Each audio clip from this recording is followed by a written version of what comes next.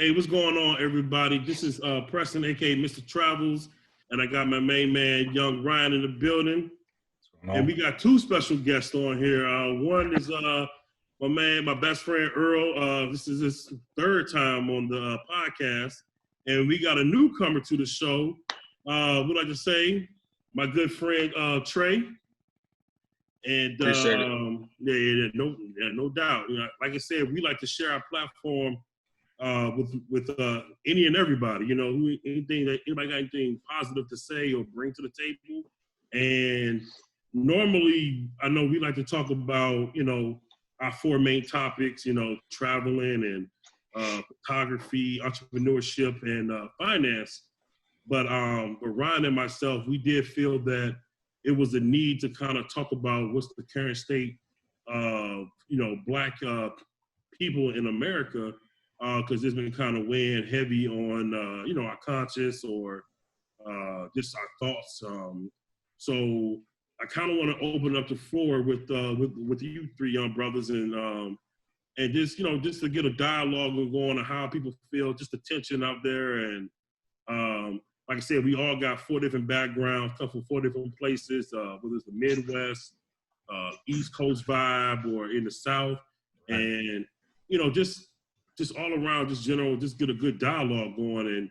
And like I said, like, you know, even when it comes to even just traveling across America or just internationally. So I'll let Ryan start it off, you know, what's going on in your mind on just what's going on, you know, in today's time. Well, yeah, I mean, as you said earlier, it's definitely pretty tense. You know, every time I just go on social media, you know, of course, you see some uplifting images and videos of, you know, people of many different races, you know, participating in protests and so forth. But, you know, it's unfortunate that, you know, this, you know, type of bonding is coming after such a horrific death of George Floyd. But, you know, just to stay on topic, I mean, it's definitely enraging. I am hopeful that we can see some type of justice, and I just hope that, you know, there's at least this country can just keep the momentum going of what I've been seeing. You know, what I would hate to have happen is roughly 2-3 weeks, you know, go by, and then there's, you know, another unarmed, you know, Black man killed, or you know, that there's some other type of racial, you know, controversy that goes on. And the thing that really affects me the most about it is, you know, I really don't think I'm over exaggerating when I say, you know, that could happen to any one of us. You know, if we got stopped or mistaken identity, or, you know, you could even, you know, accidentally get like a counterfeit bill and you don't know about it, and next thing you know, something like that could happen to any one of us. There's no type of protocol where someone could like, oh, you know what, you know, that's Trey from, you know, from his government job, so leave him alone. They just look at you as someone who could possibly be a threat or whatever the case may be. So I really don't think I'm over exaggerating when I say that could be any one of us or any one of our loved ones that we do know. And I'm gonna just turn it over really quick to anyone else who wants to speak. But, you know, even how you say, you know, we have different backgrounds and stuff.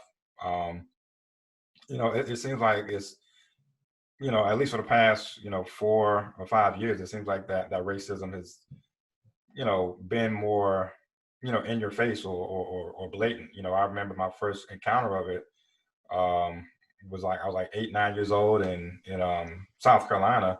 You know, when we're 8-9 years old, you see another kid that around your age, your whole mindset is, you know, she's around she's around my age, you know, let's see if they want to play with me. And my first interaction with racism was, I was at Myrtle Beach. I approached this white girl who's around my same age, just asked if she wanted to play. And, you know, excuse my French, but her, you know, immediate response was, my parents taught us not to play with niggers. You know, she said it in the most smug, condescending way. And it shocked me. You know, I just left it alone. As you know, me, Press, it would take a lot to get me angry, even as a child. So, but bottom line, I just want to see this momentum of, bonding and unity of different races for one cause keep going. I don't want it just to stop, or I would hate to see another senseless death happen. Okay, yeah, that's at such an early age, that's kind of in your face type. I actually don't get too much in your face, besides somebody physically putting their hands on you, whatever. Yeah, that's and a South for you. Like I said, I was never, raised or born in the South, whatever. So I have no idea. And actually, I want to say this: I have quite a few friends that's, let's say, from the South or just even South Carolina in general. That I'm like, when I hear certain stories, I'll be like, man, that kind of sucks, and whatever. And it's just like these stories are not exactly like, oh, this is 300 years ago. Like, no, this would be like, oh, this is last week, and that's why I say it's so in your face and it's so relevant. And then like even my mother, she's almost 70 years old, and she's even said to me like, oh well, this is the same fight that she was fighting, or grandparent, or well, her mother was fighting. And it's just like, man, is it ever going to end? Is there any end in sight? Mm-hmm. So, when it comes to like the protesting, the rioting and stuff like that, I feel like, I hate to say it so bluntly or whatever, that like I understand why people are rioting. Like, I'm not gonna say I'm gonna go incite a riot, or I'm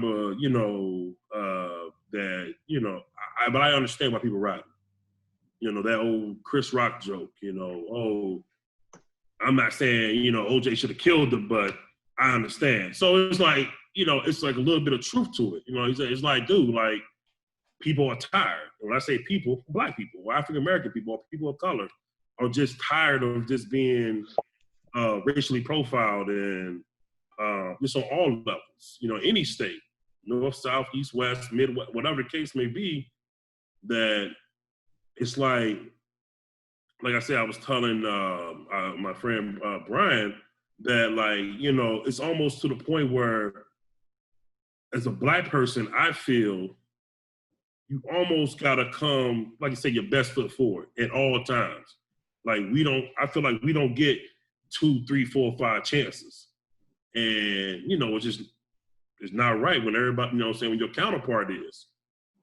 And maybe I'm wrong or whatever to think that way, but that's just how I think, that I've always been taught, like, I've never been taught like bigotry or anything like that, respect everybody, but also know that you're a Black man in, let's say, quote unquote, the white America or whatever. So, I was always taught you always got to do it better than the next man, which is the white man, essentially. So I always try to have that mentality, like, hey, be on your P's and Q's, make sure, you got your tie straight, and make sure you say the right things. Make sure, all your T's are crossed and your I's are dotted, and that ideal, because there might not be a second chance.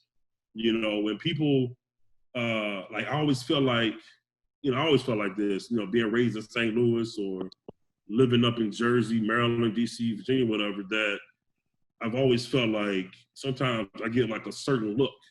I'd be like, man, why are you looking at me like that? Because little do you know, President's not not the hardest dude you probably should be checking for, because I got to go to work on Monday, So, but I always get that looks like, okay, is he a thug? Is he this? And is he that? And I'm like, dude, I'm the least of your problems. Promise me.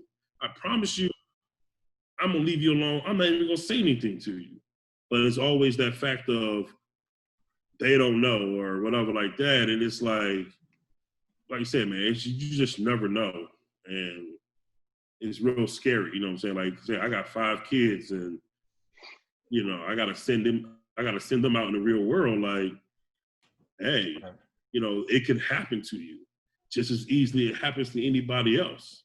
Right. So, please be mindful, watchful, keep, know who you have in your car or who you're riding with, and that type of things or whatever.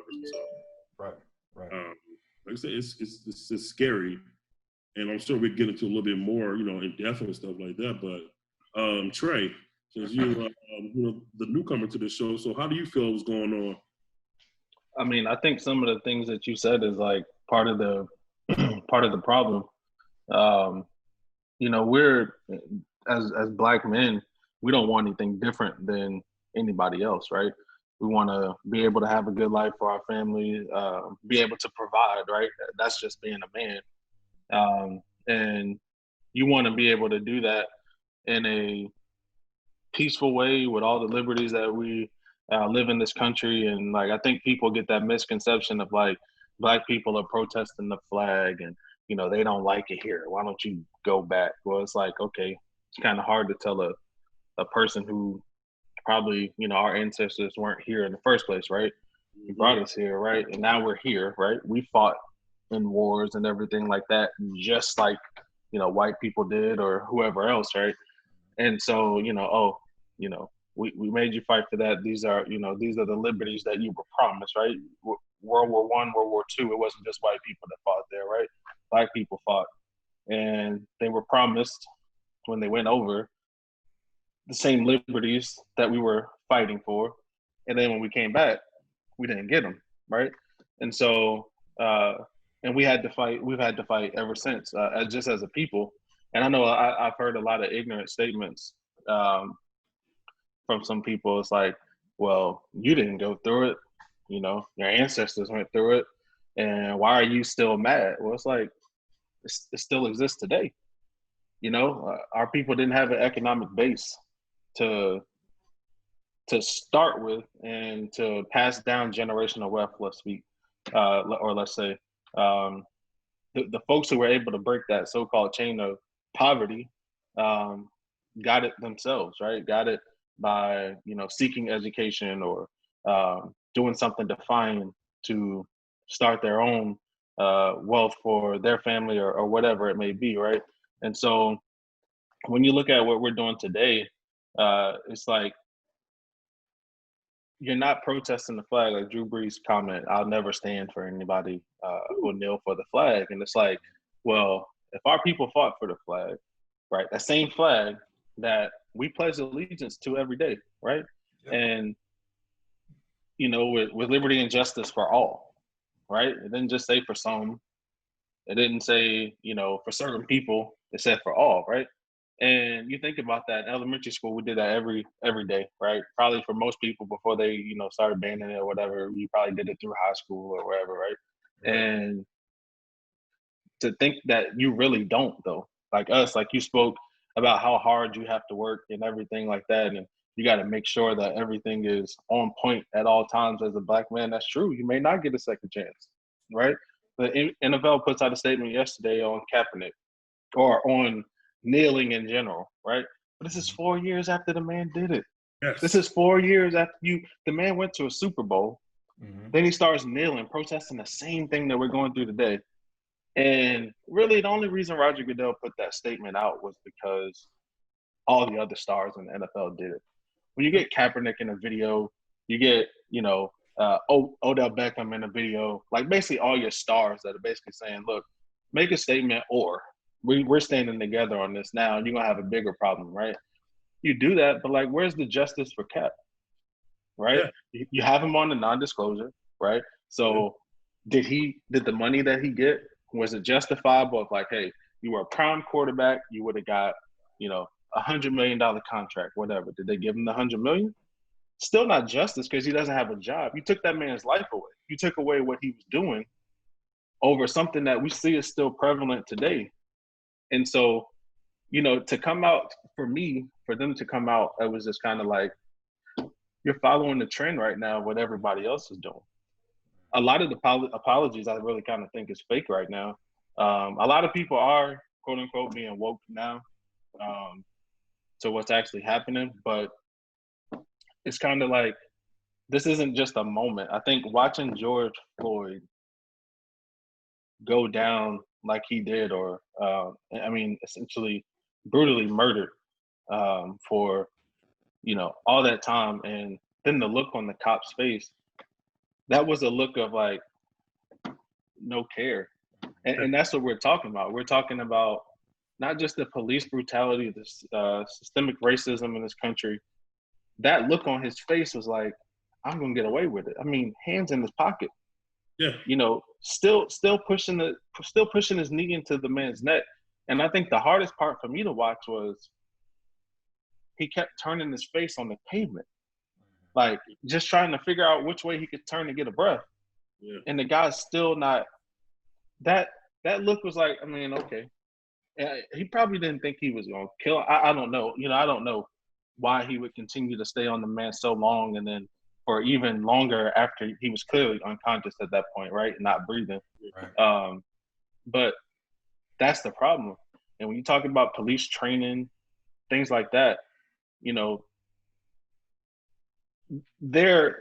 know cops are gonna look out for each other, right? So if I make a mistake and kill a black man, I'm just gonna get transferred. I'm not gonna get fired. I'm not gonna go to jail. I'm not gonna be held accountable for murder, and things like that. And so that's why we see the aggression towards citizens. Like even to now, I mean, obviously for years and decades and for centuries, it's been against black people, right? Right. But you're even seeing the arrogance on that side when it comes to like even how they're dealing with some white protesters right now.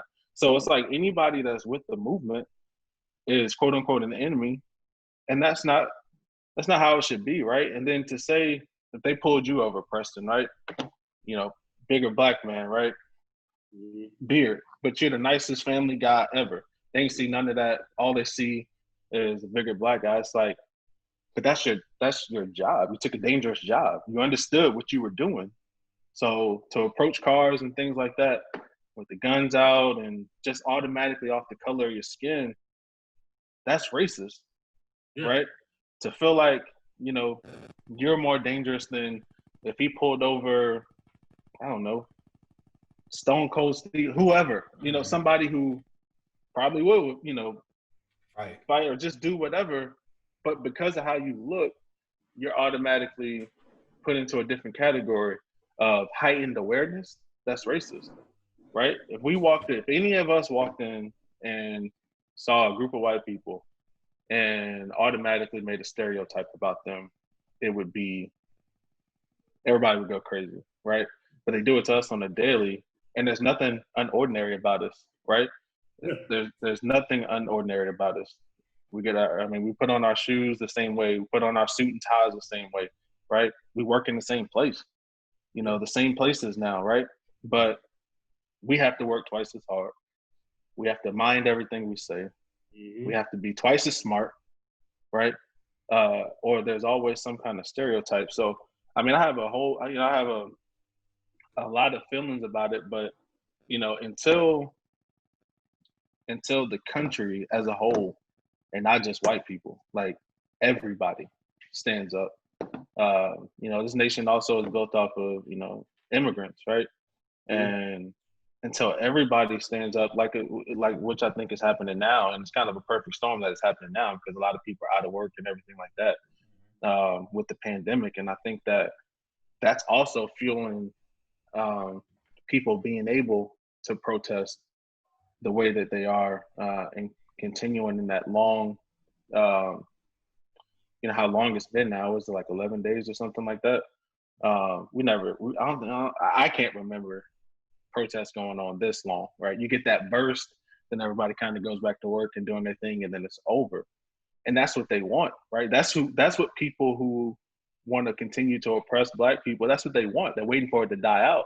You haven't seen statements from people because they're waiting it out, right? A whole lot of people aren't going to speak out because if they're involved in it, or if they work for people who they know how they feel, right? They're not going to make a statement and quote unquote mess up their life, right? Drew Brees went with, and I'm sorry, he showed his colors with his initial statement. He went with what he knew, what he's comfortable with, and his quote unquote, I'm not going to say his base because he don't have like a political following, but you know what I'm saying, right? Like what he grew up with. But now he's backtracking because the only reason he's backtracking is because you got to walk in that locker room. He wants to continue to play, right? And so, maybe he does get it now, but that's not what's in his heart. He already spoke what's in his heart. And so, again, I have a whole lot of different thoughts on that. And I'm sure, we'll get to it throughout the podcast, but that's kind of my initial thoughts on it. It's just sickening that, I coach basketball. My shirt says basketball saved my life, right? Right. And that's real. Like, as a black man, that's real, right?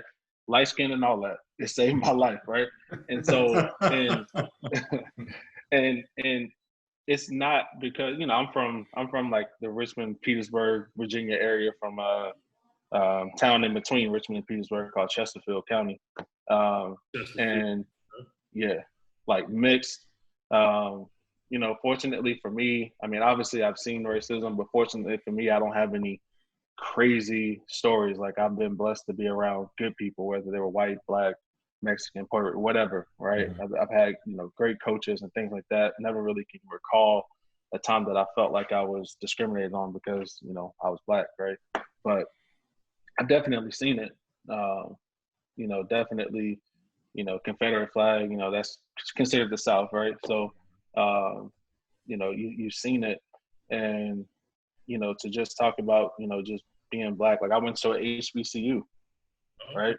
I went to Virginia State University, and the only thing they tell you there, or not them there, but there's a whole bunch of stereotypes for HBCUs, right? And, had opportunities to play, high level Division I, and that's a whole nother story about, how I played recruiting and kind of ended up playing myself and went there. But, you go there and they say, well, you go to Virginia State, like, you're not really that's the HBCU. Why'd you choose them over James Madison? Why'd you choose them over VCU or Richmond or, NC State? And you never, if you don't go pro, then, and you probably ain't gonna go pro from there, but if you don't go pro or overseas, you're not gonna do anything with yourself. Well, fuel to the fire, right?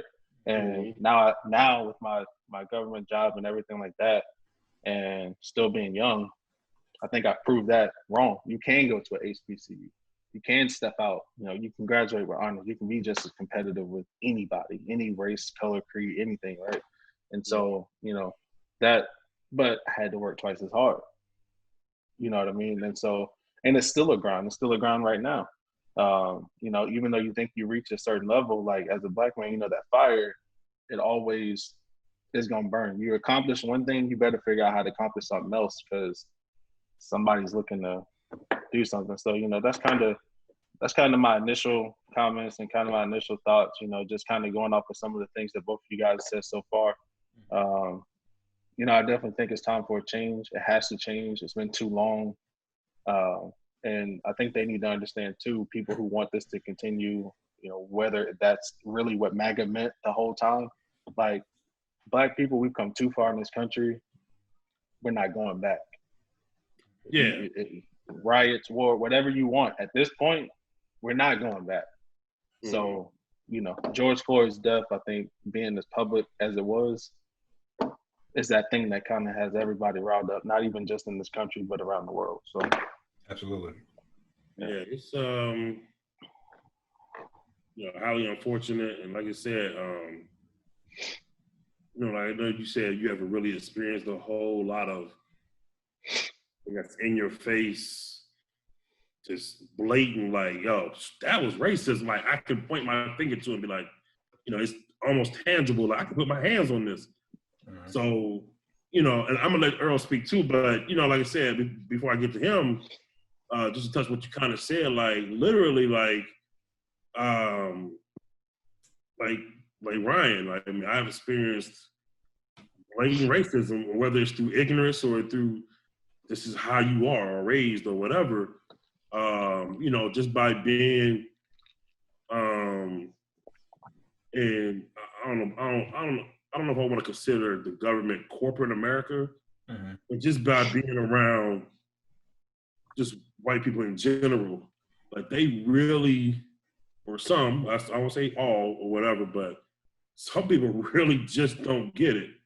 And sometimes it's almost to the point where it's so scary they don't even understand like what they're saying. Like they really do sometimes, get out of pocket and be like, dude, like you literally just said the most disrespectful thing to me and you're okay with it, or you just like, what do you mean? Or, and like I said, and then just quick examples, the most recent one was when I worked at my last job. I had a coworker who was white. He's maybe in his mid to late 40s. And like I said, me, I'm cool. We don't I have no issues with him, on a whole. But when he told me to my face that he said, Preston, no disrespect, which everybody knows that's the coming. Yeah, that's the lead up to I'm about to disrespect you, but no disrespect. He was like, Preston, you're the whitest black guy that I know. Mm-hmm. And I'm looking at it like, so should I stomp you out right now? Or should I just, and I'm looking at him like, so I said, okay, breathe. What do you mean by that? Oh, no, man, I'm just saying because, you like rock music. Okay? Does that make me white? I don't understand, like, how does that make me a color or a race or whatever the case may be? Like, and like what's black? I like all music. I like classical music. Does that make me, should I get a blonde wig and with the rollers and like making me some European? Like, dude, what are you talking about? Mm-hmm. So the only way I could justify to myself without losing a job and not providing for my family is just to be like, oh, you're ignorant. I'm like, you don't know no better. You know what you know. And what you know is whatever you see on TV, movies, or whatever, that in your mind, all black people are just ignorant. They're going to come in here educated. Loud. They're going to just pretty much in general just carry themselves a certain way based off of what you know, what you think you know about black people or what you have seen in the movies and TV shows, the news or whatever. And I'm like, and if for you, it was hard for you to comprehend that I came in here and my other coworker, that we came in here about business, that I can be the guy on the resume. Because the job didn't hire Preston I think this way. They hired Preston, the guy on the resume. That's any job. Exactly. I'm hiring the dude that's on the resume. I need you to be the guy on the resume. You said you can do A, B, C. That's what I'm paying you for. Do A, B, and C. They're not hiring me because they think I think this way or I like to think this. No. So when he couldn't explain it to himself in any rational manner, he would just assume, oh, Preston, you probably deep down inside, probably white. And I'm thinking in my mind, so now you're thinking white is right and black is wrong. And, and such for it. And it's just like, damn, like, and he said it so smooth, like, it was almost like, oh, you want a glass of water? Like, he just rolled off his tongue, like, what's the problem? So when a person is that comfortable, that is very scary. Yeah. That's very scary. And then just the last example, and I'll let Earl talk about, how he feels what's going on, is that when I was in the military, that I had a a platoon sergeant, to my face once again, talking about when President Obama was, going through his election, his first term, he was about to get elected, and there was no way he couldn't get elected. That this guy came into where our little office was, and he was like, yo, Obama is not gonna be my commander-in-chief. Damn, bro, like you walked from where you slept to way over here to say that? Like, it's like you really had some hatred in your heart. Like, and he just like, yeah, man, I'm not gonna follow what he says. Okay, we went beyond what his politics is, because I get it. If you didn't vote for the man, then I understand that you could say, oh, darn, the guy that I voted for didn't win. I'm okay with that. Because that's everybody. I don't care who you are. We all have voted for somebody that might not have won whatever they was running for. Cool. Right. But whoever wins, and I'm part of that organization or that country, America, it's over. It's over and done with. You won. I follow your lead. Like I said, through my military service or through my federal service, me working in the federal government. President Trump is my president. Hey, no matter what I feel, in the confines of my job, I rock out with what's going on. I took an oath, that I do what I'm told. Long as it's lawfully, if it's lawful, hey, I gotta do it. Just like any other African American who's a police officer or you're in the military, we don't make the rules. We just follow orders, long as they're lawful. And like I said, when that person said, "Oh, I'm not gonna do what he tells me to do. I'm not rocking out with him. I don't care," and I'm a junior, soldier, it's like, what am I supposed to think about that? You told me you cared about me. We at war. Like this, all of this transpired while we was in Iraq. So we can get attacked, we can go on a convoy, we can whatever, and I'm supposed to believe that you will wholeheartedly give your life for me. Because that's what it's about. We in the military, where you're the police officer, fireman, it's always going to be about the man to your left and right of you. And if you're saying this about a person, you have no idea. You have no direct connection to this person, and I feel like you're just saying it based solely off of his color. Because half the people I find out now that I'm a little older don't look at the news, ain't never really read a book.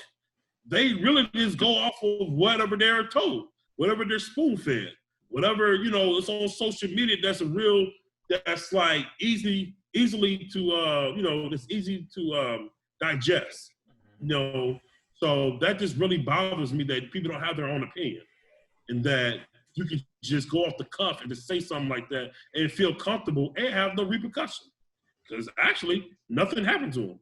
So yeah, I just wanted to say those two quick examples, but like I said, it's just scary, So like I said, I want to get to Earl and and what you've been feeling, these last months or whatever like that. So for me, I feel like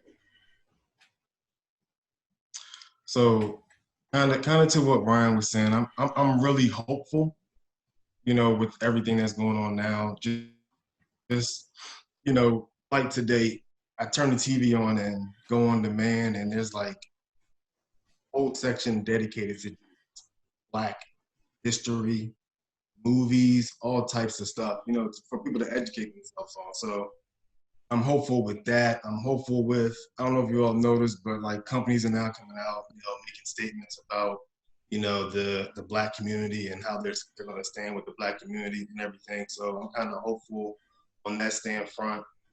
And then, like people are just, frustrated, when everything went down with the looting and the rioting, So I mean, I could understand that, 100%. But you have a lot more people out here, peacefully protesting and riding home today, and in my neighborhood, like not too far, people out there, on the corner, like protesting. So I like the feeling that we have right now. I like that, we're keeping this going.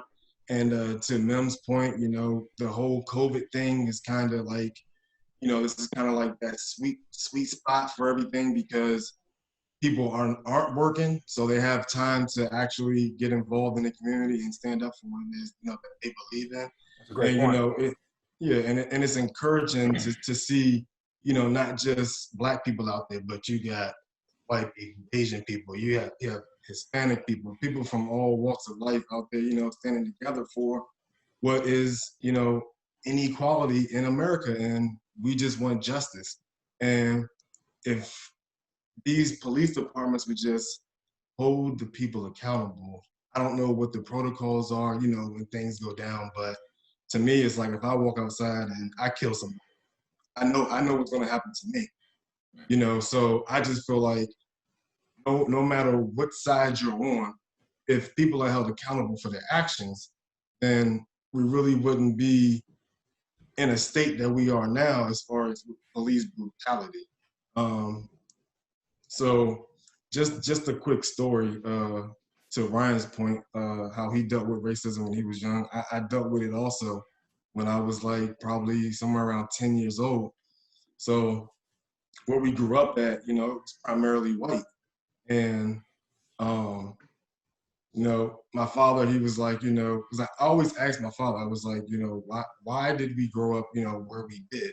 And my father was just like, you know, he wanted to get us away from, you know, the quote unquote, the hood and try to give us the best life possible.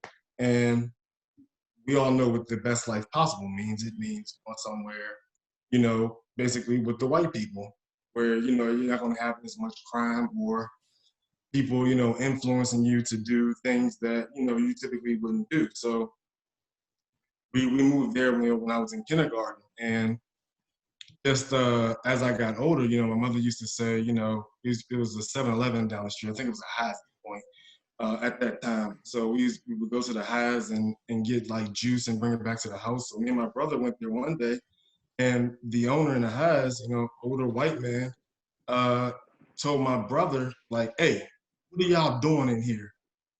Didn't I tell y'all to get out of here? Told y'all never to come back here again. Jeez. And me and my brother looking like, what do you mean? Like, we kids. We like, what's going on? He's like, get out of my store. So, you know, we left, you know, because we didn't know what was going on. So we went back home, you know, we told our mother, you know, what was happening. So my mother being who she is, she's like, oh, we ain't having that. So she grabbed us and we walked right back up to that corner store. And I mean, she basically told the man off. Like, you know, I mean, and she's like, you know, my kids don't steal. You know what I'm saying? Like, they don't do that. Like, my kids don't even come here that often. They come here like once a week or something and get what they need to get and they pay for it and they leave. So by us being in a primarily white area and being the few black kids in the area, you know, I mean, basically he just said, you know, all black people look alike. Like, get out my store. Get out of my store. Get out my store. So Yep. that's just, you know, something that I experienced, you know, when I was younger. And I'm just going to kind of swing this and kind of segue into, you know, something else. So, you know, when I was in middle school, I'm going to kind of flip the script now, because sometimes us as black people can be our own worst enemies. And what I mean by that is I went to a primarily white school when I was in elementary school. And then, you know, there was this thing called busing where the kids from the white areas would go to the black schools. So when I got into middle school, I went to a primarily like black school. Like I'm saying, it was probably, man, maybe, I think it's probably less than 100 white people actually into like youth. So when I got there, you know, I was called all types of names, you know, white boy, you know, this, getting teased just because of, you know, my background and where I'm from. So, you know, for me to be a black kid getting torn down by other black kids was like, it's like, dang, like, why do I even want to be associated with any of y'all, and y'all are tearing me down just because of my background? But y'all got on better clothes than me and better shoes, and y'all teasing me for my outfits, my shoes. You know what I'm saying? I had a pair of British Knights. It was calling me Burger King. You know, I mean, it was like, it was just crazy, man. You know, like, so what I'm with that, you know, it's just like, as black people, you know, we've got to do a better job, you know, standing together and staying together for a long period of time and not breaking that up just because of someone else's background or where they're from or how they look. Because, you know, we still have people now that are black and look down on other black people just because of where they're from.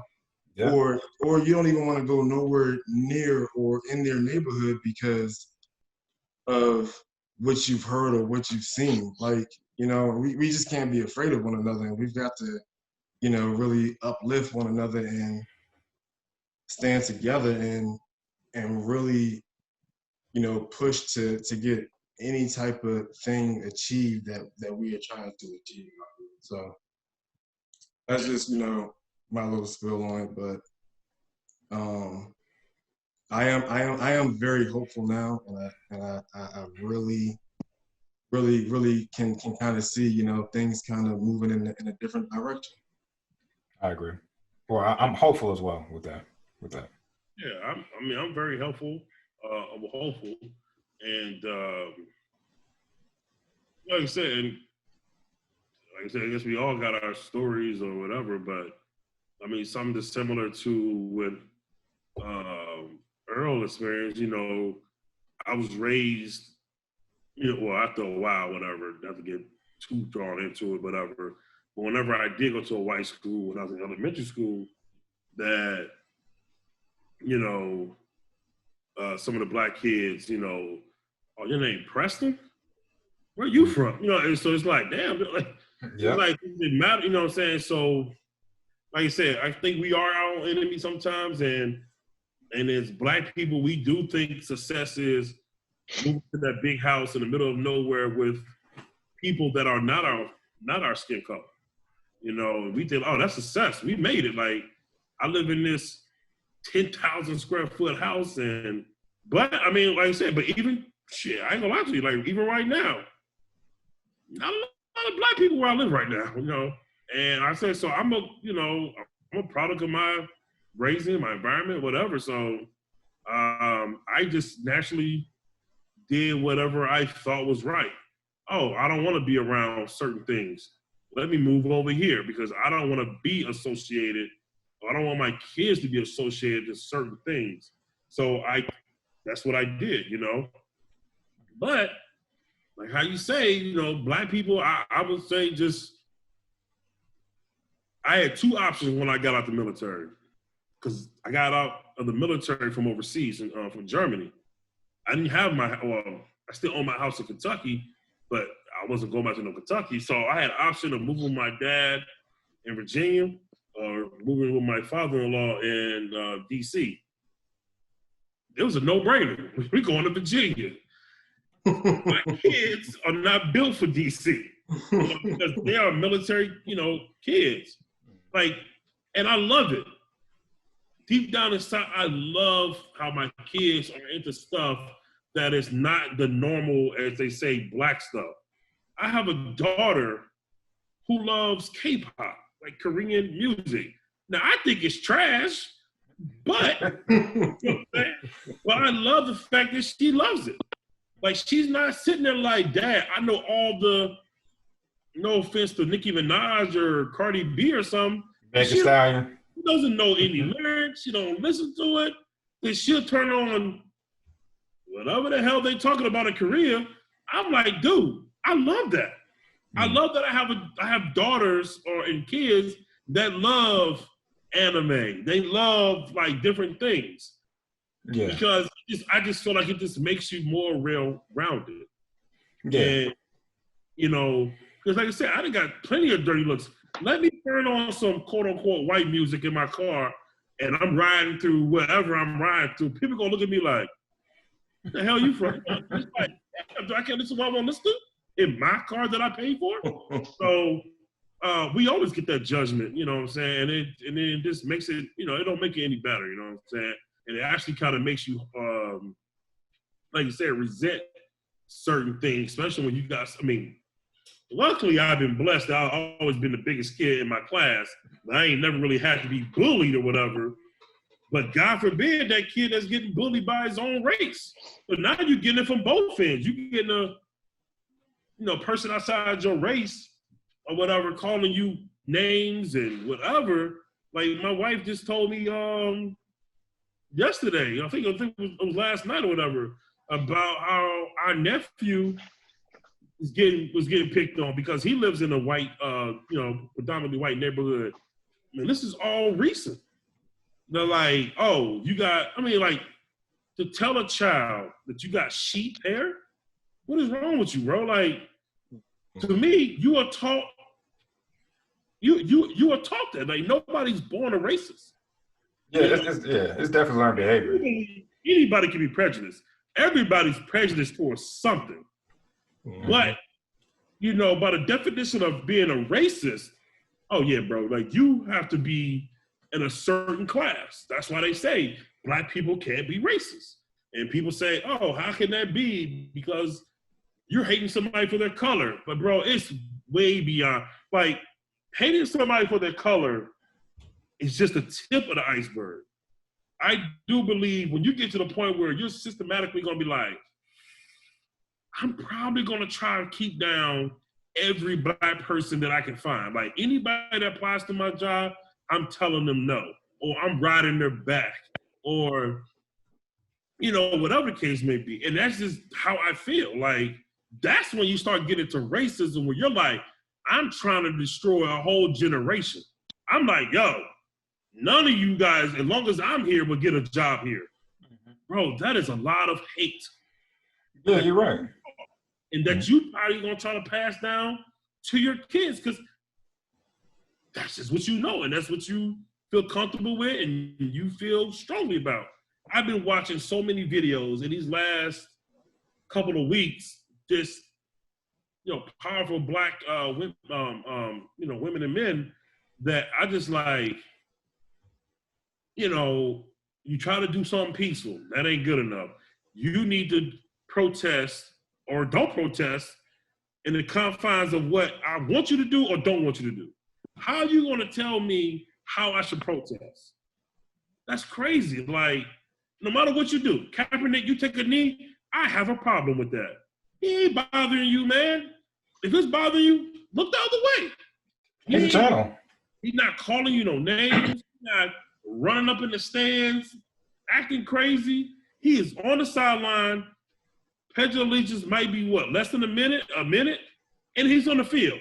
No more of the Pledge of Allegiance. But that wasn't good enough. You have a problem with that. Then you fast forward, people start rioting, and you like, hey, why are you savages, you know, fighting and everything else? And I'm like, are you serious? Yeah. I'm like, bro, like, I hate to say it, but sometimes negative reinforcement is the only thing people understand. Like, if you're a bully, that's how you understand. Oh, I got to give you these hands to get you off my back. Because if I just peacefully try to drown you out, peacefully try to walk away, you don't understand that. But when I come back and shoot up the school, if I come do something crazy that's totally left field, now it's, oh, damn, we didn't see that coming. Man, all of you guys, all of you people, all of that class, whatever, y'all saw this person getting tormented. And then with being in the social media era, hate to say, but people just rather bring out their phones and record.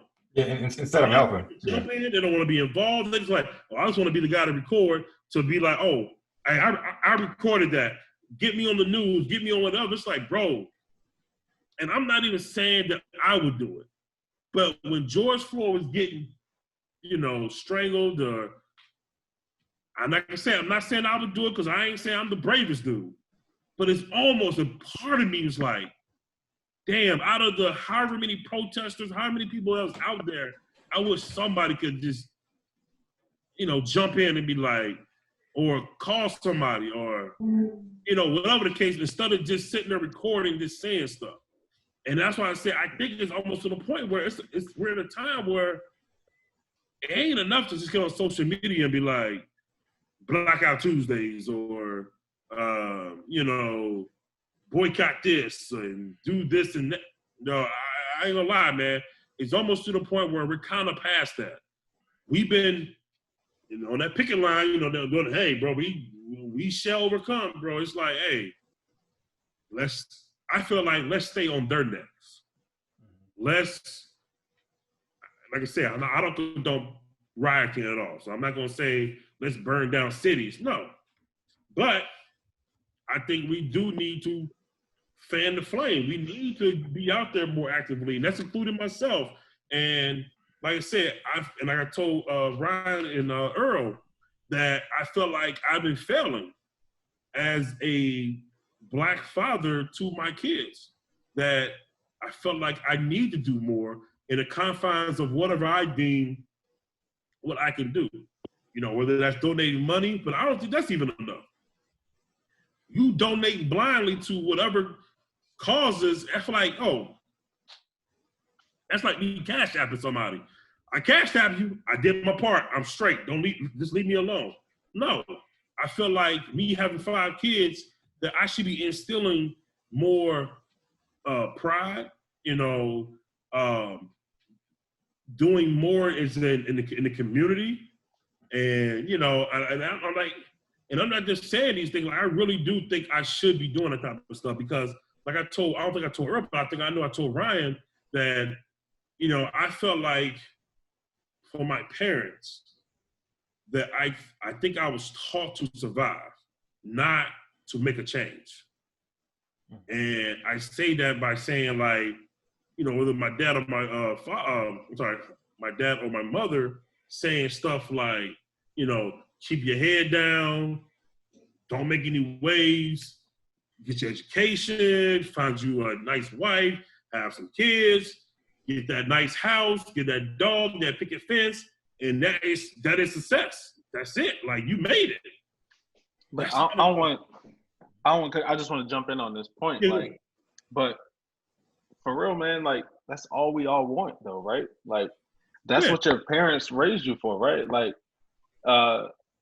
they raised you to be able to do that, and in turn, you're doing that for your kids too. So, you know, I hear what you say when you're saying, you know, you should, you maybe feel like you should, you know, be out there trying to make more change, and maybe you feel like you should be a part of the protests and things like that, and like actively out there. But at the same time, like, as a man, your first duty is towards your family and how to keep them safe, right? And so, you know, it's kind of two sides of the coin to that. Whereas you have to teach them how to be safe, right?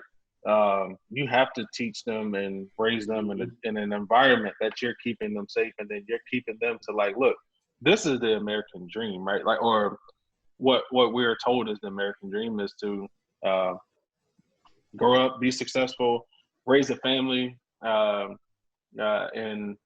have them, you know, safe, being able to raise their family and pass on your family name through generations, right? That's what we want. It's unfortunate that we even have to, like, go through this and talk about, you know, you're talking, you know, 400 years, you know, slavery, and, you know, we're obviously many years past that. And here we are today, you know, same things that Malcolm X died for, Martin Luther King died for. And we're still out here, you know, protesting that change to this day, but we still have to live in the meantime, right? Mm-hmm. And we still have to be safe in the meantime, right? And we understand what it is every day when you wake up as a Black man, right? We understand what it is, but that's the very thing that's not right, is that we even understand that. And again, like, I was taught the same way. You know, be respectful, you know, whether it don't matter what color it was. Like, my mom's side of the family is definitely, like, from the South. Like, when I say from the South, I'm talking, like, in the country. And it was all about respect your elders. Just respect anybody you come into. You know, I was always taught my name will go much farther in life than I ever will. And so I think as Black people, we were all kind of raised like that. You know, Big Mama or just whoever you had in your life raised you like that. And those are the values that you have in you, right? And, you know, maybe none of us, you know, on this call had to really struggle and live in the, you know, quote unquote hood or anything like that. And maybe we weren't as exposed to some of the systemic issues that we've had, you know, as a race. But I've been exposed to that, like I was telling you, Preston, a little bit about, you know, through my coaching, things like that. I coached in inner city DC for 5 years, and just the things that I see my kids go through just to survive, just to eat. Like, this thing is real for them. It's real for their family, how they live. Like, maybe their grandparents or parents or whoever didn't have the same opportunity or didn't take advantage of the opportunity, right? To kind of change that cycle of poverty, and they're still in it. And so when I hear you guys talk about, like, going to white schools versus black schools and things like that. I've been through the same thing. I went to public school and high school, and then I had the opportunity through sports, my last 2 years of high school, to go to a private school, play basketball and football. And I get there, it's like a school of 200. You live there, so like 16 years old. I went and stayed there, campus, college life, whatever. And there was only 20 black kids in the school, period, out of the 200, right? And we all play sports, right? And, there's Korean kids, Chinese kids, there's white kids, obviously, right? And you're exposed, like me personally, was exposed to a whole nother way. I left my parents, right? Obviously, my black parents, my black family. And when I get there, I'd say probably 98% of the faculty and staff there was white, right? And so you're always, obviously we all have grandparents, right? We probably went through the civil rights movement, or great grandparents who went through the civil rights movement, right? And, call a spade. You're taught to watch yourself is, basically what I'll say, right? Watch yourself. Don't look at all white people like they're the same, because they're not, right? But still watch yourself, right? Mm-hmm. And so that was one of those things when I went there, I was kind of like leery about, because I'm like, now I'm away from my parents, and now I have to like trust, white people, right? And like, all right, I got to have my guard. I just kind of got to be aware. I got to look out for myself. And my experience there, like, and I'm sorry, and I hate to say it, in some cases, and all white people are not racist. So, and I think we all understand that, right? We're not trying to say that by any means, right? Exactly. But in some cases, man, like, white people will do you better than your own people will, right? In some cases, people don't want to hear that, right? People don't want to hear that. In some cases, white people will do you better than your own. And my relationships from that school still last to this day. Like, I still talk to my coaches, my teachers, and things like that. And it was eye opening for me because, kind of prior to going there, you don't really think, but when they're the people that I had to depend on, as a 16, 17-year-old kid, my last 2 years, it opened my eyes up, right? And then so I transitioned back to an HBCU, and, there, now I'm in a predominantly black atmosphere. Like, now I can really say culture shock, because I was around black people my whole life, right? Mm-hmm. But you go there, and it's things that are different. And, as black people, we're not all afforded the same opportunities, right? And so to feel bad about living where I live now, where you may live, Preston, or you may live now, Ryan, or you, Earl, right? Like, there's some black people that would try to make you feel guilty about that, right? Mm-hmm. About making something out of yourself, or like grind, but it's a grind, right? Nobody handed us anything. Yeah, you work for it. That's first and foremost. We work for it, right? Mm-hmm. And so, but you'll get that from your own people, right? And I think I heard, at least, I know Earl and Preston, you touched on it a little bit as well. Like, you'll get that from your own, right? And it's one of those things where, going back to my players, for them, what they see in the hood every day is fast money, right? Me and you, Preston, working at the Pentagon is like, they call that slow money, right? Oh, yeah.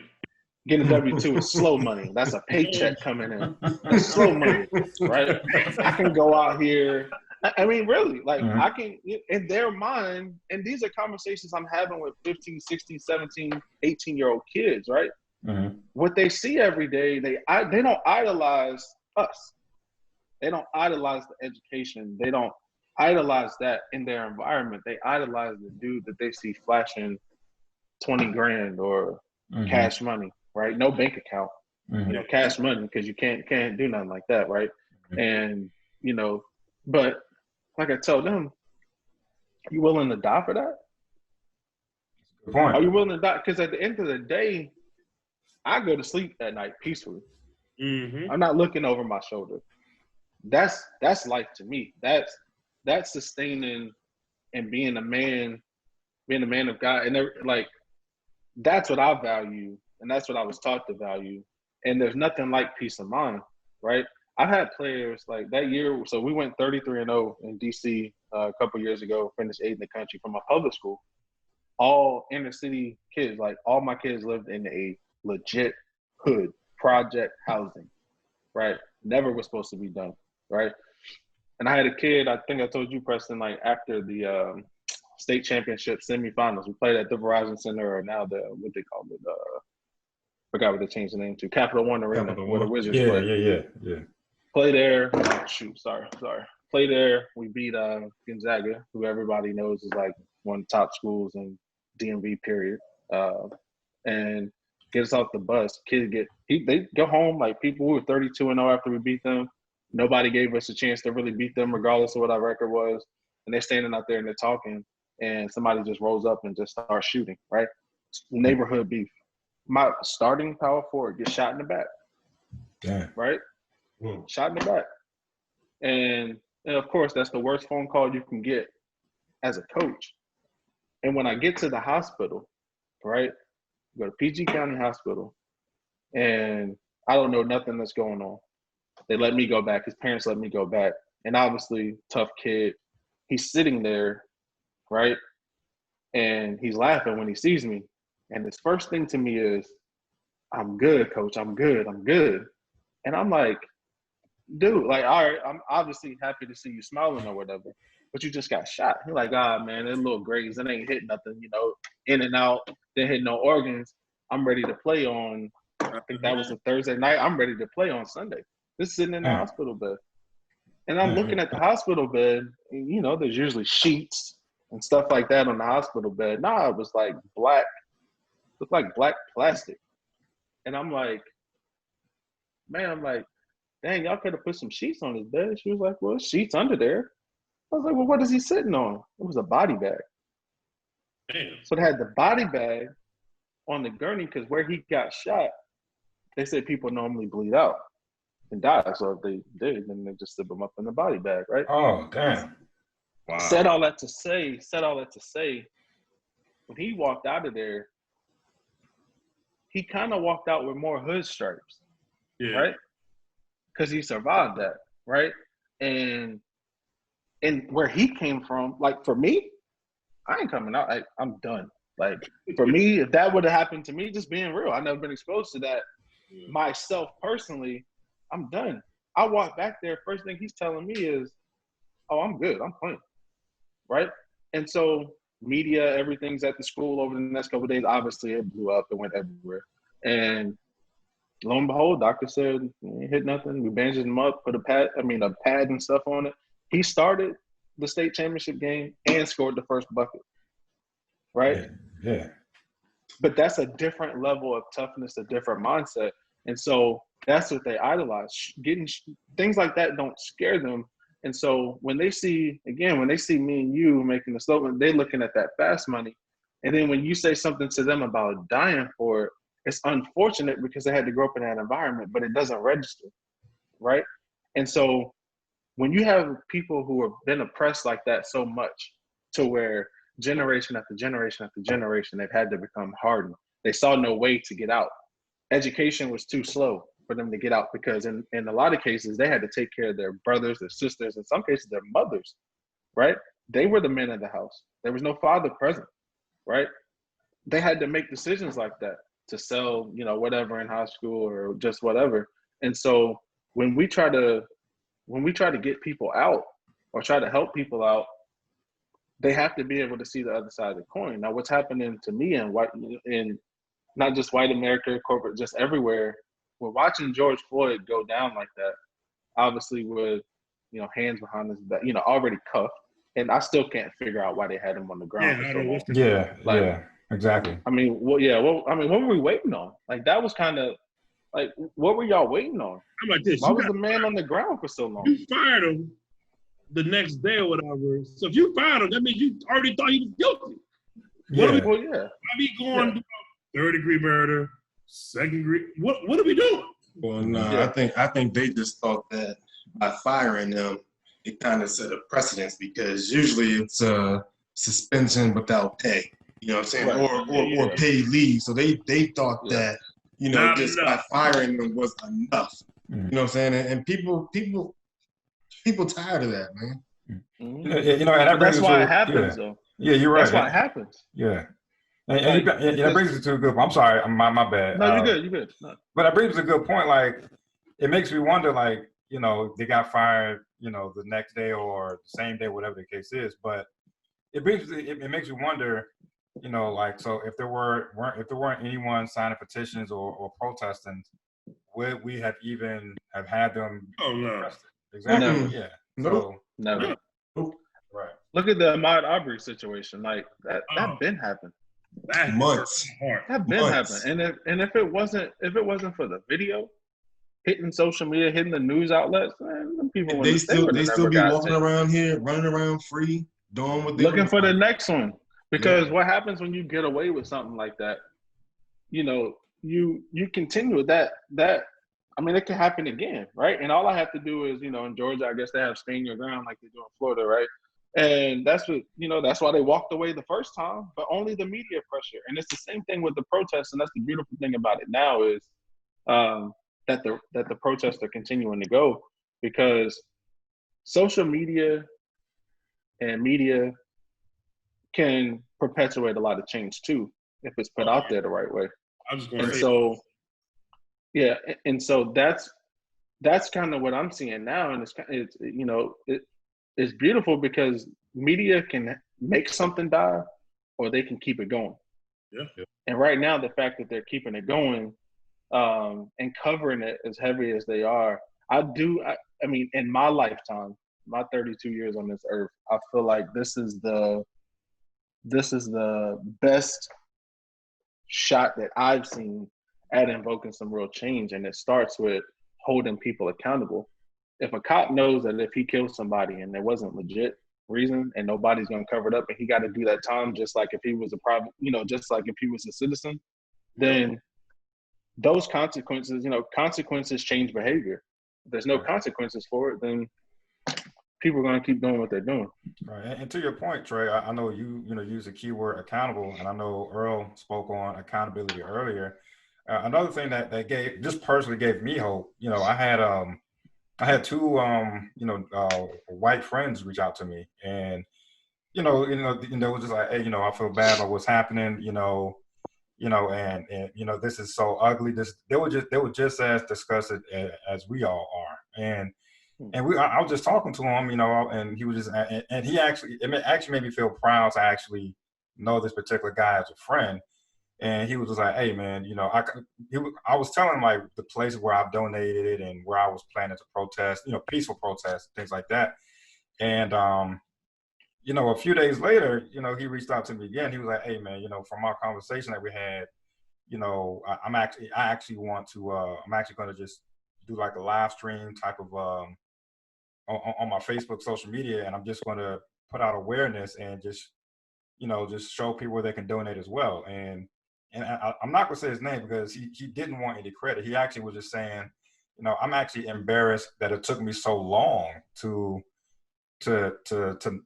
actually open my eyes to this type of, racism that's going on. So he actually felt embarrassed that it took him this long. And I was actually just telling him, I'm proud of you that you're being so active or proactive in trying to further put out that awareness. And I even, maybe like early this week, I was like, hey man, I know you say you want to do like a live stream and put out awareness. Do you mind if I shout you out? And he was like, if you feel it's necessary, fine. But personally, I don't want any credit because I feel like I'm doing, I don't want credit for something that I should have been doing in the first place. He was like, for these other previous, tragedies that's happened, I actually had that mindset that it didn't, I was sad about it, but it didn't affect me. So I didn't necessarily put any type of action forth, and so, and he felt embarrassed about it, with just some type of accountability or conviction. And the same with my other friend, she was just, reaching out and had that same mindset. Like, I've been looking at, telling me, I've been looking at other places where I could donate, at least donate if I'm not doing anything else. I do want to just, say that I'm trying to do something. So I feel hopeful that, other people just feel accountable of just taking some type of action. I'm not trying to advocate for anybody to go out and peacefully protest. If that's on your heart, fine. But just the fact that other people are looking at this and they feel compelled to do something, whether they're, peacefully protesting, whether they're quietly donating, signing petitions, just pushing out some type of awareness. I feel like that's also a good step in the right direction. Yeah, I mean, you're right. I mean, I agree with that. I don't like the whole take a selfie while you're out in the protest. Yeah, I don't like that either. It's kind of weird. Like, why are you taking a selfie? Like, why did you even bring that up in your mind to be like, well, I need to take a selfie to make sure everybody knew I was out here today?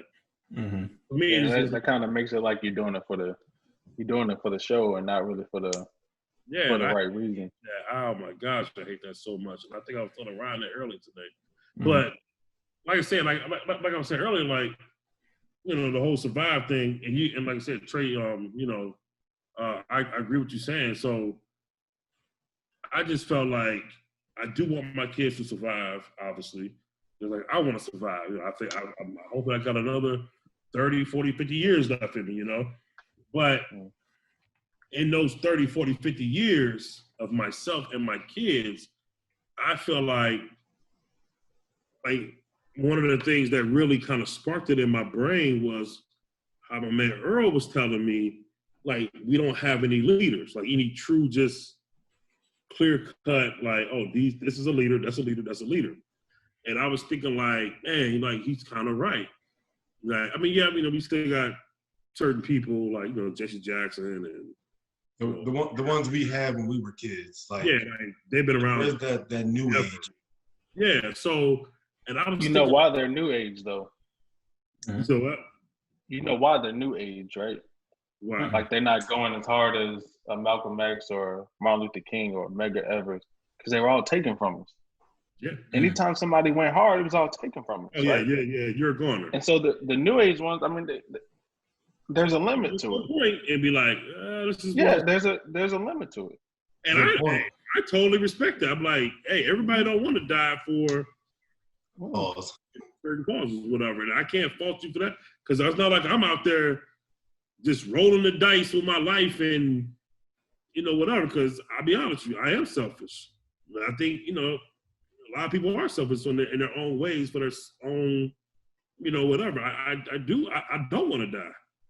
I don't. But that was my point to you when you were saying that, and I guess I didn't make it, but that was kind of my point, right? Is we don't have those leaders right now, and you do have to be I would say a special person to not to just go out and peacefully protest, but I mean to do anything quote unquote radical or jumping out and leading out in front, because you do have things you have to protect.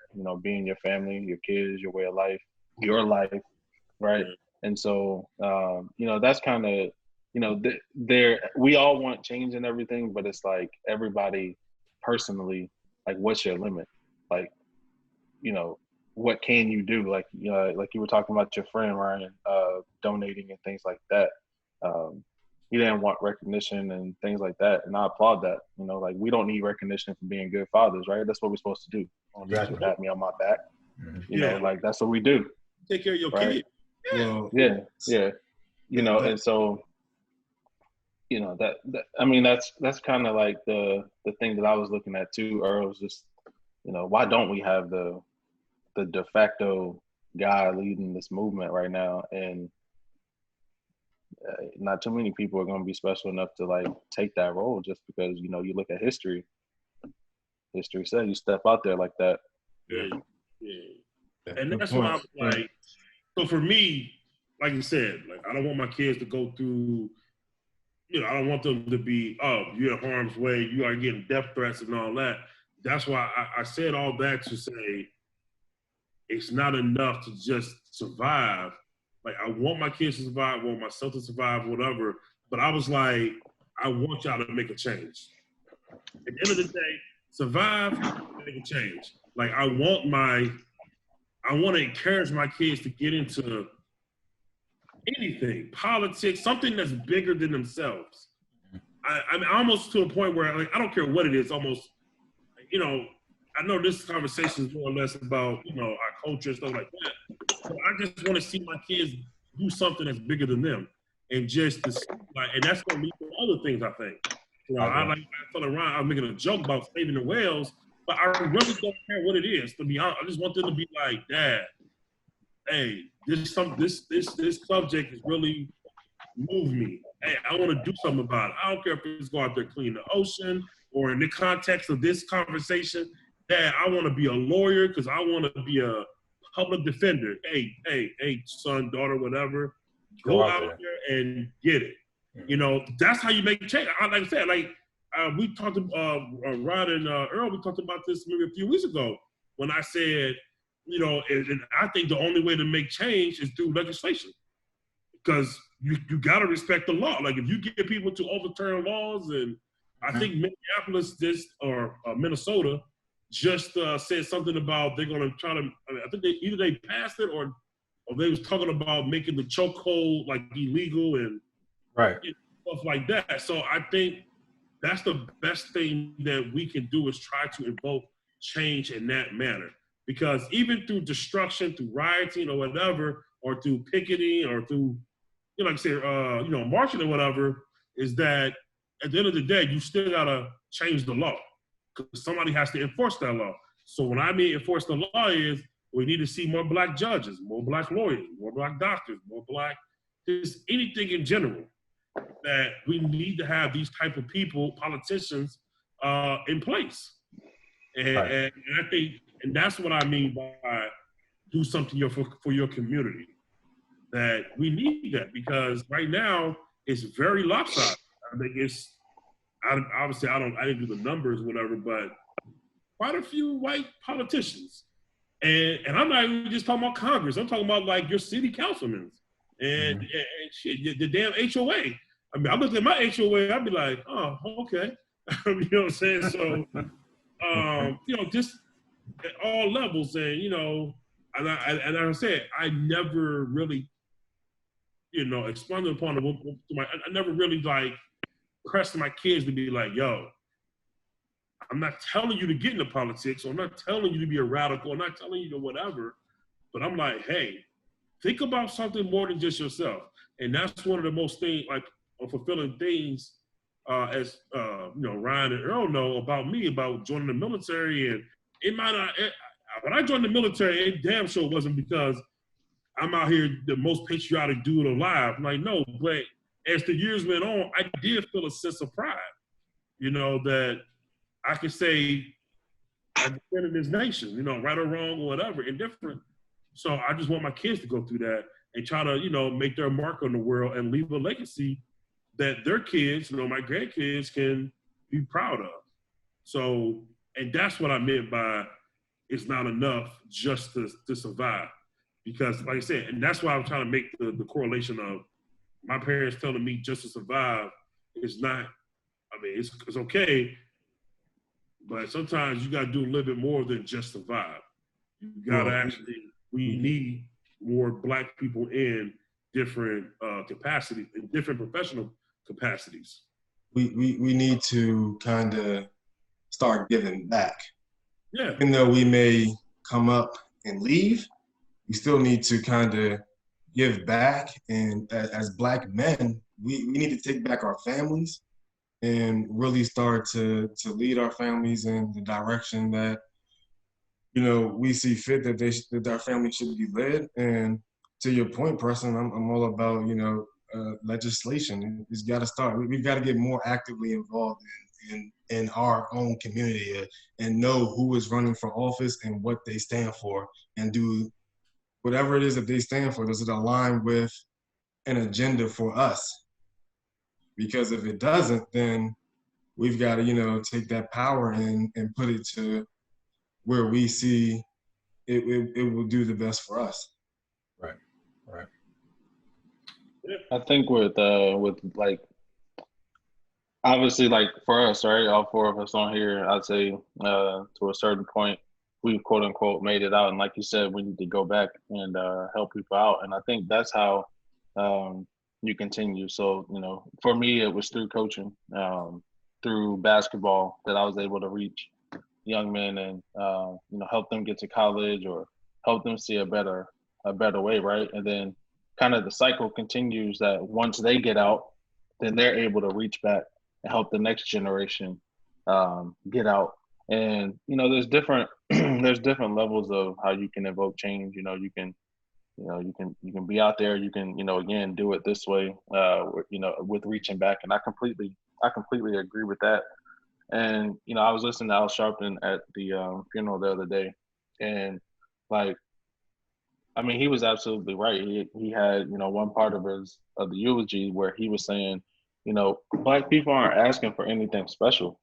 We're not, there's different levels to all of it, right? We could talk about reparations finally. We could talk about a whole bunch of stuff, right? But at the end of the day, the basic thing that we want is to just be free, to be, not oppressed. And he was saying, like, this was kind of like symbolism. The way George Floyd died, it's like our whole life as a people, you've had your knee on our neck. Like, just get your knee off our neck, and we would be fine. We don't need a handout. We're smart, just like everybody else. We're talented, just like everybody else as a people. But our whole existence, you've had your knee on our neck. Just remove the knee off of our neck. Give us equal treatment.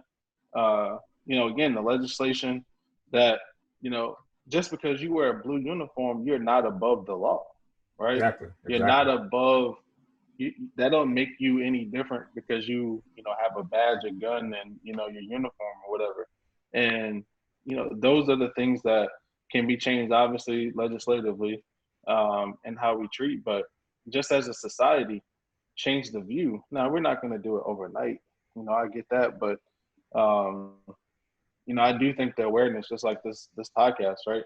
Mm-hmm. Being able to discuss that openly as Black men, and then to be able to spread it, and maybe other people can see it, comment on it, and maybe we have the same thoughts as other people do. But I just think this is, from what I'm seeing, I think it's probably one of the best times or the greatest chance that I've seen in a long time, because people are on board now, right? People who are quote unquote woke to what's been happening all along and are ready to speak out, and that's what it's going to take.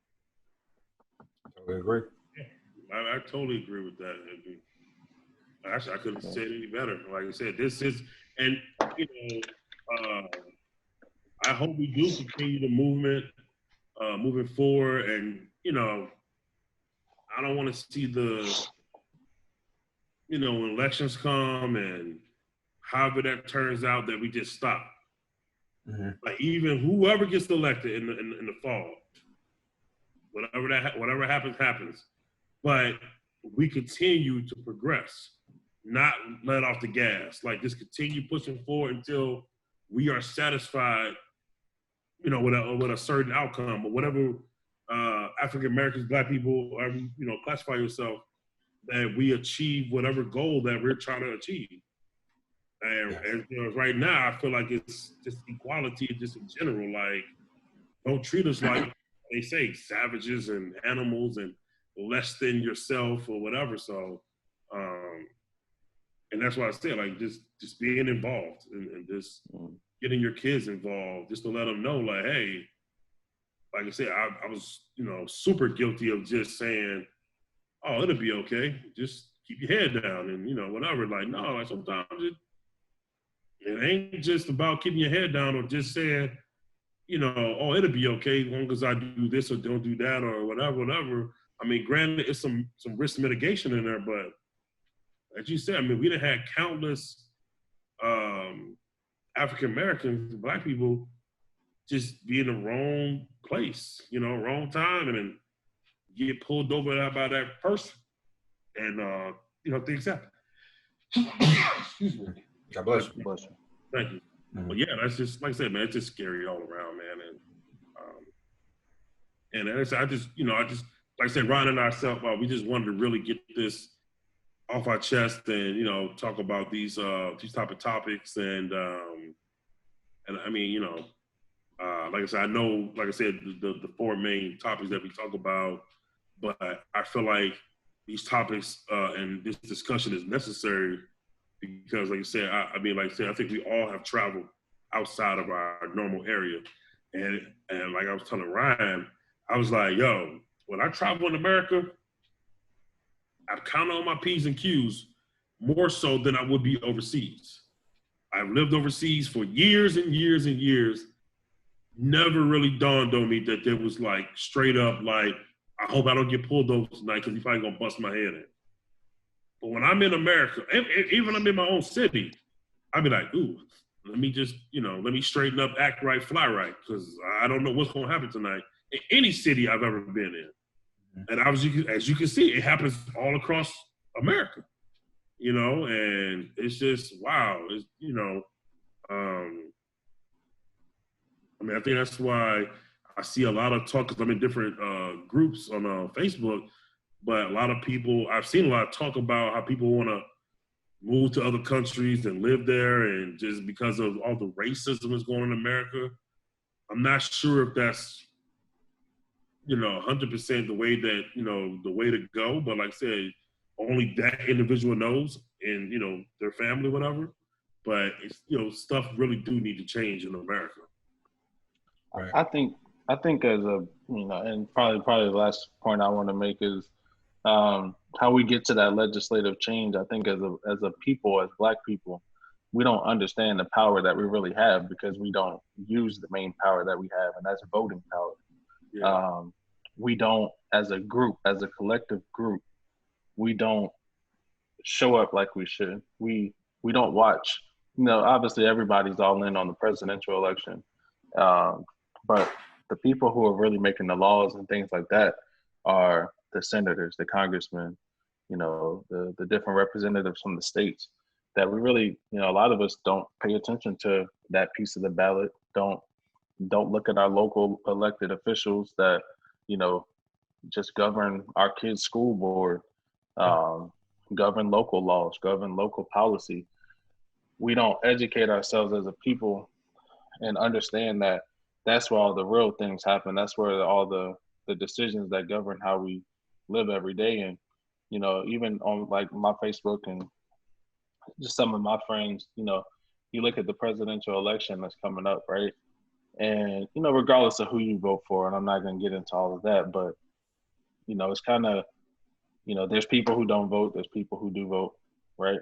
And, I straddle the fence on the subject sometimes because it's like, if you tell me you didn't vote, but then you're complaining about the outcome, it's like you didn't make your voice, like you almost, like you sat it out, right? And I get it. Some people sit it out for various, reasons. I've heard people say why they're going to quote unquote sit this election out. And it's kind of like, okay, so whatever side it goes on, like, what's your stake? Voting is your stake to the conversation, right? And if you don't exercise it, and, I just wish, and I think the other part that we don't do is in our school systems, why don't we teach things like, so in the white families and, maybe other cultures as well, and you guys can probably think about your own personal experience, but how much are we taught financial literacy? How much are we taught things that that's a whole other podcast. That's a whole nother podcast. Yeah. I'm just kind of like touching on everything, but it's just like when you think about the uphill battles that we have, right? You're not taught the important. I mean, I know they're not teaching it in, low poverty areas or predominantly Black schools. They're not teaching those kids about credit score, not teaching them about, the things that are pertinent, right? To survival, just to survival, right? And so it's just like, how can you, us as people, we need to, maybe there are candidates out there in our local elections and things like that share that same sentiment, but, and I'm guilty of it. I live in Upper Marlboro, Maryland. I don't know. I'm not from here, right? I don't really know anybody here. I don't have no family here, right? And I don't know any of these people from a history. And so I do have to do my research when I go vote. And it's probably the most enlightening thing because you start to find out like who's here and why things aren't happening. And you're like, well, track record, whatever. And so, again, I'll get off my soap, but just to, that's kind of just where I'm going with it. Is just like, as a people, we have a voice, we have power. we don't maximize the change that we want to see, and we can't maximize the change that we want to see until one, we become the change that we want to see, and two, we find out and we exercise the rights that we do have to push those changes forward. And protesting is one way, and I think we're doing a great job with that. And now we have the right people on our side. So. And to your point, we just can't quit. We can't let up. And I believe when everyone becomes educated and understands that people died for our right to vote.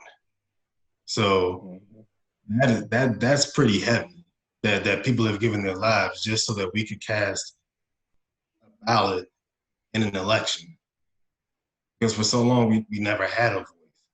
And now is the time where every person of color that is legally eligible to vote should be registered.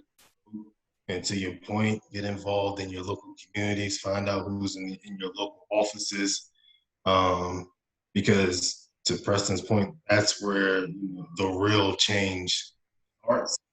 And that's the only way that we can continue to drive change forward. But we can't let up. We have got to, Trey, keep our foot on their neck. Yeah, for sure. Flip it, right? That old foot, that old knee. Yeah. Oh yeah, the knee. My bad. Yeah, the knee. Yeah, like I said, I agree with all you brothers and like I said, I think, we got it together, you know what I'm saying? And what Trey was saying, the type of kids that he coached and stuff. And I mean, that's where it really needs to trickle down to. We get it, you know what I'm saying? At some level, we all get it. We understand credit score. We understand you're not going too far without certain things in place. But it's those kids that see the fast money and, whatever. Like, we need to be on one accord, you know what I'm saying? And I mean, I guess I don't want to say it's hard to do that, but because it ain't hard to preach it. It's just getting somebody to understand it and learn it and want to learn it. Like, that whole thing where people say, like people don't understand, like it's a difference between listening and hearing. You know what I'm saying? Like I can hear all day, but if I'm not listening to what you're saying, it's a problem. You know what I'm saying? So I have to listen to you and be willing to accept what you're saying. So, I mean, I just, like I said, as a culture or just as, like I say, as a movement, as a race, I hope that we, get better, not just ride the wave of, protesting and rioting and be like, oh, that's it, guys. We're good. No, man, like we need to, strive forward and start drafting up some of these bills that we want to turn into laws and understand how this stuff works. Right. And, and that's how, like I said, that's how I feel like we can start winning some of these victories. Right. So, anybody else have any final thoughts? Nah, there's a lot of stuff we'll talk about probably whenever we do the basketball, just to continue to touch on just some of the issues and challenges with our youth today. And probably the most powerful video I saw was there was a 45-year-old man and a 31-year-old guy, and they were at the rally and they were arguing about, not really arguing, but they were having a spirited discussion about the riots and what would it change and stuff like that. And then the 31-year-old guy grabbed a 16-year-old and kind of showed him and was like, look, yeah, he's like, look, he's 16. I ride, I did the riot and the looting and stuff like that 4 years ago, and here we are today. You're angry at 45. I'm angry at 31. He's angry at 16. And, this ain't the way. And, that video was probably the one that chilled me out the most, that from what I've seen so far. And when I say chill me out, I mean, like, gave me the chills, because he's absolutely right. We've been fighting for so long, things that we feel like should have been basic rights that were given to us and protesting. And it's like, and then he said, come up with a better way to the 16-year-old, right? Come up with a better way than doing it the way we are. And while I felt it in that moment, like come up with a better way, but what is the better way? Silence, you don't listen, we sweep it under the rug. We loot, quote unquote, we shoot, right? And so, to hear, people kind of say, why is the rioting and why the looting?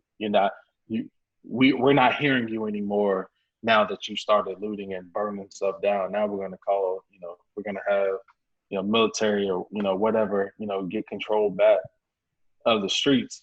And the thing is with that is, and I think you might have said it earlier, Preston, you can't smack somebody or bully somebody. I mean, personally, right? I can't I can't bully you, Preston, right? For years and years and years and your people, right? And, physically beat you up. And then you decide to get your gun because you're tired of it and shoot me. I can't look at you and be like, yo, you're overreacting. You're like, yeah, where'd that come from, right?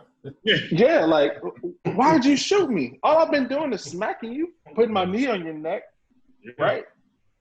You die from, just, and that's kind of like what it says. And then, like, when you say Black Lives Matter, right?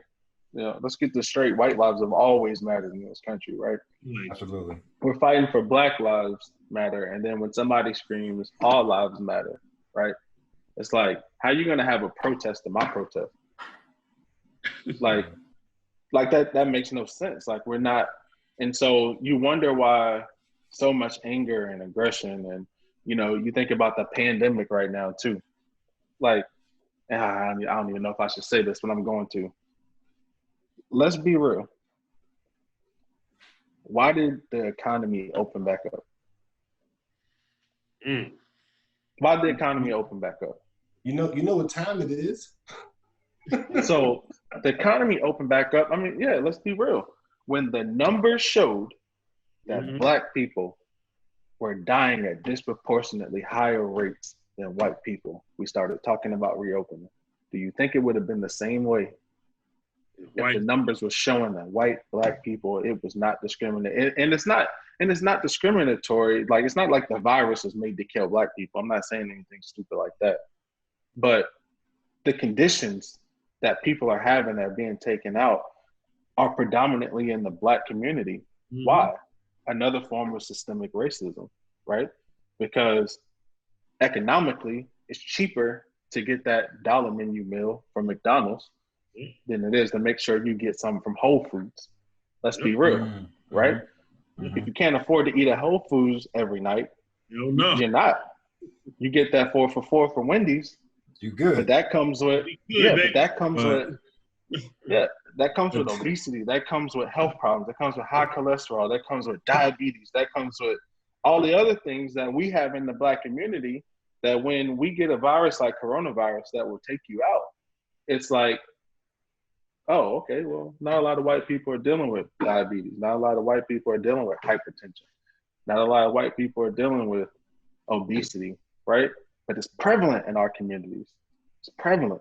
And so we're going to choose, because not a lot of Black people are owning things like these big corporations. Don't know Black person own Macy's or Nordstrom or none of these big companies, right? And so it's like, we can keep the money moving. So we can keep the money moving because the people that that this country looks out for, and call it what it is, the top 1%, not going to be affected. Their family has a smaller chance of being affected, right?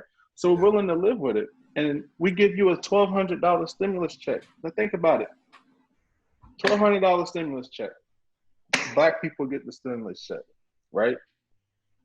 Money stays in a Black person's hands on like the average of like 7 minutes. $1 in a Black man's hand stays in his hand on the average of 7 minutes, right? I can't remember where I got this statistic from. In a Jewish person's hand, $1 stays in a Jewish person's hand for like 28 days, right? White people are somewhere in between there, right? And so you give them a stimulus check, and honestly, what did a lot of Black folks do? They put it right back into the market, like they thought they would. Got the market numbers going again, right? And so when you sit back and you just start thinking about how things are moving and the systemic racism and underlying racial tones kind of behind it and who's really at risk out here, Black people have a lot of those essential jobs that we're talking about, supermarkets and different things that had to stay open, right? So we're the ones at risk. And so, you know, in order to change all of that, you know, there's obviously more discussions to be had, but that was just a thought that I have. Is just like, because, you know, obviously I worry about my family, that things are opening back up. And I think a lot of people are laying down right now in the pandemic, like thinking it's over. No, it's not. But they want you to believe it's over. Why are they perpetuating the news is telling so many lies? I don't necessarily think the news is lying. First of all, CNN or Fox News, they're not making the numbers up. They're getting it from a source. Yeah. The source is Johns Hopkins, right?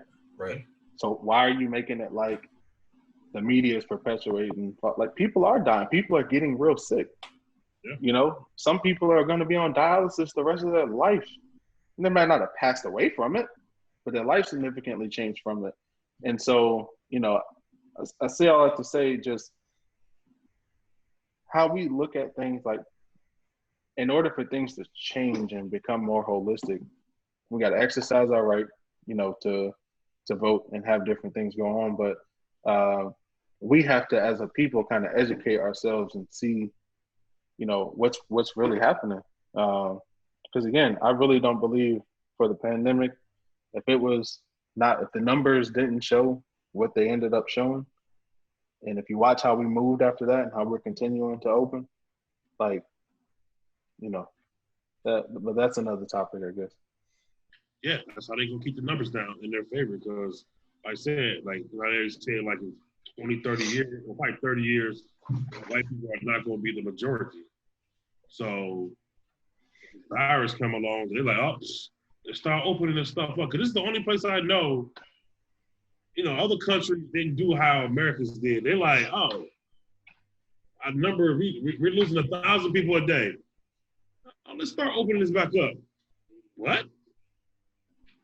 Because, like I said, the percentage of African Americans or people of color that are dying out of these 1,000 people a day. So, yeah, I mean, to your point, like, yeah, I do agree with that. We value the economy over lives, and you know, I guess you look at the percentage. I mean, okay, it's almost 110,000 deaths. You know, right now, that's not a little bit.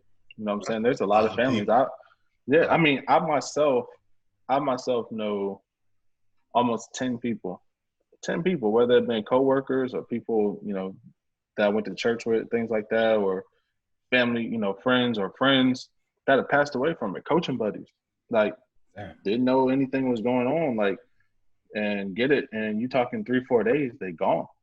Yeah. And out of nowhere, you know what I'm saying? And so it's definitely real. And obviously, you know, everybody that I've known that passed away from it was African American, right? And so, you know, it's kind of sickening. And I myself, person, you know, he said, you know, y'all probably wonder, you know, he said I was a supervisor, but he hasn't met me in person yet because, you know, my daughter has a condition, right? And I'm a threat to her. So I take it very seriously because, you know, we don't, you know, go anywhere. And, you know, I've been quarantining for a couple months now to protect her. And nobody wants to live like this, right? So, of course, you know, I hope President Trump is right and that the sun comes out and just kills it somehow. I don't think that'll happen. But, you know, at this point, you know, we're all kind of hoping for anything. And so, you know, it's the survival of it, the protection of it, and it's the same thing that we're dealing with right now with racial equality. You know, how do we survive it, but how do we invoke that change? And so,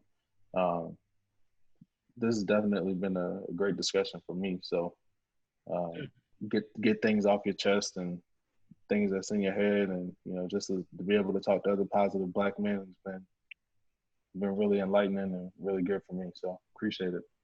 Absolutely. Yeah, no problem. Like I said, I want to wrap this up. You know, everybody got, you know, things to do and, you know, stuff for tomorrow.